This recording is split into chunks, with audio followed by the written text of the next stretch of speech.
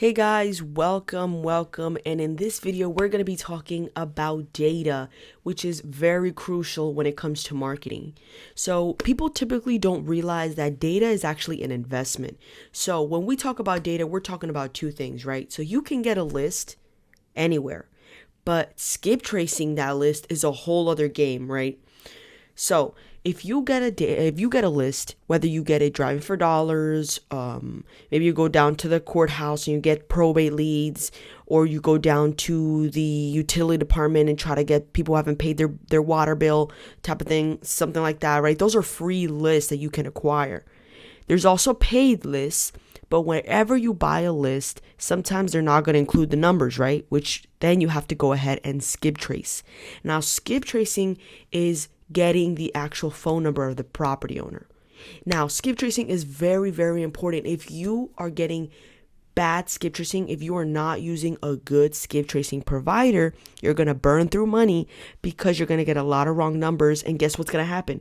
You're going to be banging your head because you're contacting a lot of wrong numbers. You're wasting time. You're wasting your virtual assistant's time. So this video, I want to make it very clear.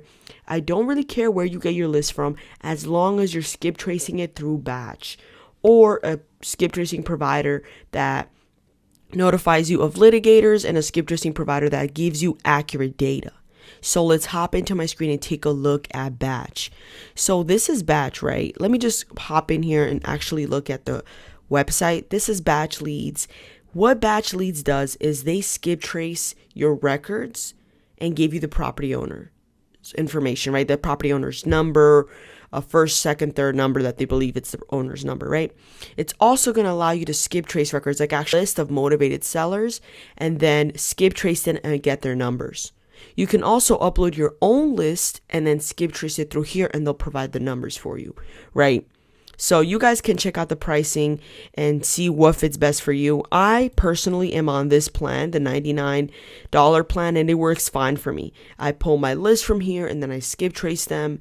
As you can see in my account, I've been wasting a lot. Well, not wasting, investing. Because remember, if you get accurate data, you can recycle this data and then use it again next year to remarket or the year after that. So you'll have this data forever, right? This is an investment. Here you guys can see I actually use this. You see here I've actually skip traced 20,000 records, 9,000 records, 3,000 records, 5,000. I use this in my business, in every single deal that I've ever landed, I've skip traced that number through batch. So that's all I'm gonna say. If you want to use it or not, totally up to you. But the reason I highly recommend them is because they're going to give you accurate data and they're going to scrub the litigators for you. So whenever you get your list from batch, right, you do not want to text any litigators, okay? Because litigators will sue you. Even if they sue you for a little amount of money, like $1,000, $2,000, that's still a little mini lawsuit. So make sure you're not texting any litigators. And whenever you skip trace, batch does this for free. You need to make sure, if you're not using batch, make sure whatever you're using is scrubbing this list of litigators. You see here it says litigator, no. But we have one right here that says yes. We always want to delete that number. That whole entire contact, let's just delete it. And I mentioned I use batch. That's what I recommend for skip tracing. Batch also allows you to create a list.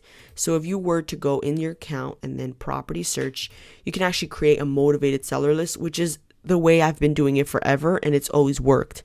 So can't guarantee results, I can't give financial advice, but this is from my experience. I've used this and it works. So let's say your market, right? So let's say my market is Miami, Florida, which is a really hot market, and I know people that are making lots of money in there. So we'll search this up, right? Can't find location. Oh. Okay, let's search. Okay, there we go. That was just a little glitch. But now you can see, we see all the properties. Now, we don't want to see every single property. We actually just want to filter. And so what we'll do is we'll click this filter button. And we want to make sure that we are just playing around with these filters here, because there's a lot, right? You can do some quick filters. Like, is it going to be vacant? Is it going to be owner occupied? Vacancy status, property vacant. We can select that. Residential, and for property types we could do single family and general, right? And we can scroll down over here. We definitely don't want anything new, so the max would be like 2016 or 2015, right? Because we want these properties that are kind of outdated. So let's do 2015, maybe 2014. MLS status, we can turn that off. We can do MLS. We can do canceled listings. That's a good list too. And call them and see, what happened. But other than that, you can see there's a lot of filters in here. Owner type, you always want to do individually owned. Company owned works too, but that's kind of more investor sometimes. We're trying to, but we can do both. That's not a problem. I would definitely do individual first if you're on a budget, so you can get the best lists. Scroll to demographics. You can do this, which I really don't do. I like the filters the way they are right now. We have vacant. We should add some equity. Always add some equity. Well, if you're doing creative finance, you don't need equity here. But if you are doing just cash offers, then you're going to need equity. So that's up to you. You can add the equity right here. And yeah, you got some records here, and you would be able to then select all, add, and then add that to creating a list, right? You can then add a tag. And the reason we're creating this little list here is because then you can go ahead and skip trace. You'll go to skip trace, you'll click import, and you can skip trace the list from outside, or you can go to my list here. And then you can actually filter for those properties that you just had, right? That small list that we just created in the property search. You can find it, then you can select it, and you can actually skip trace it by clicking action and clicking skip trace. Then it would tell you how much it's going to cost. Right? I believe depending on what plan you are, it's going to cost like 12 cents, 14 cents per record. But like I said, this data is an investment.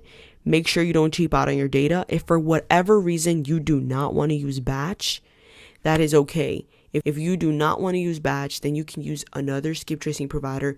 Just make sure that you're using the same skip tracing provider. That way you never get charged twice for numbers. Also, make sure they're giving you good data. And most importantly, make sure that they are scrubbing litigators for you, that they're telling you which ones are litigators, okay?